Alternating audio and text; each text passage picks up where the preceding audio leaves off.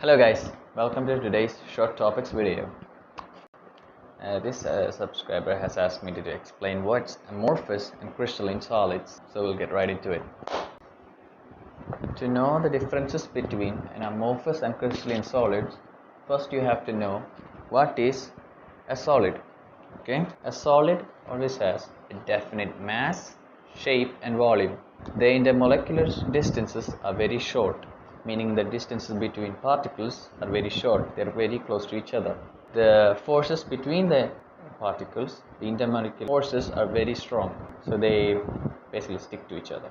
The constituent particles have fixed position and they can only oscillate between their positions. Solids are incompressible and rigid.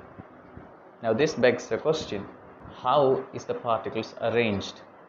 So that's where this question leads. Okay. So now back to our question, what is crystalline and what is amorphous solid? Alright, these two are differentiated by how their particles are arranged. In the example of quartz, the two-dimensional structure of quartz, they are arranged in a hexagonal pattern. The same quartz can also exhibit an amorphous form. They are same materials, but their particles are arranged in different ways, causing them to behave differently. In a crystalline solid, they have a definite geometrical design or shape, and these definite geometrical shape, these patterns, extend throughout its body. I mean, it has long range order. The patterns are repeating. Their melting temperatures are very sharp. The crystals are actually anisotropic in nature. Anisotropic means some physical properties like refractive index, resistance should be different in different directions. Crystalline solids are also called true solids. They have long range order. They have cleavage property. When broken by a sharp tool, they split into two pieces or multiple pieces, having faces that are smooth and plain. They have a definite characteristics of heat and fusion. Some examples for crystals are crystalline quartz and salt. The next type of solids are amorphous solids. Amorphous, which is derived from a Greek word, basically means it has no form. It consists of particles which are arranged in irregular patterns. The pattern of particles told to be in short range. Amorphous solids have a tendency to flow. Amorphous solids are also called pseudo-solids because of their slight tendency to flow. An example for this is glass. Glass is also called a supercooled liquid. Glass amorphous solid. In some old buildings where glass windows are placed, the top side of the glass will be thinner than the bottom side of the glass. I mean, the top side of the glass will be thinner than the bottom side of the glass because over time the glass slowly flows down and makes the bottom thicker.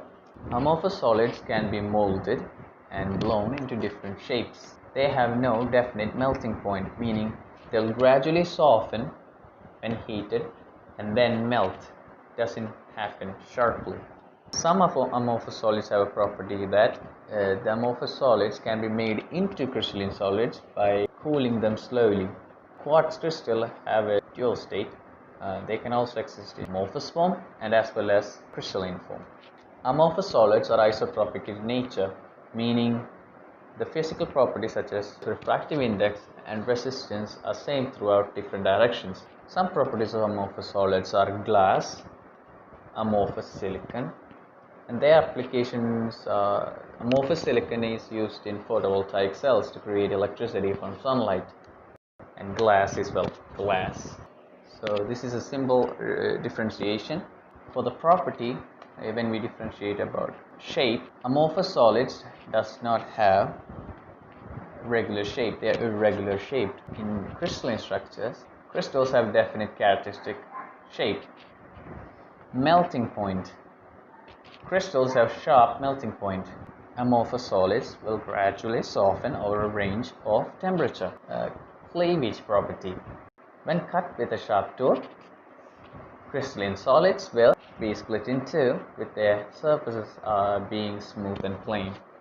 While amorphous solids, when they cut with a sharp edged tool, they will cut into surfaces with irregular surface. Heat of fusion. Crystalline solids have definite heat of fusion, while amorphous do not. Their crystals are anisotropic in nature, and amorphous solids are isotropic in nature. Nature of these solids: crystalline solids are called true solids, and amorphous solids are called pseudosolids. Note the point: pseudosolids are also called supercooled liquids. Their order of arrangement of their particles are: in crystalline solids they have long range order, and in amorphous solids they have short range order. Okay, I guess you understood this, and thank you for watching. And if you have any other topics for me to explain, please leave them in the comments below. Thank you for watching. See you next time.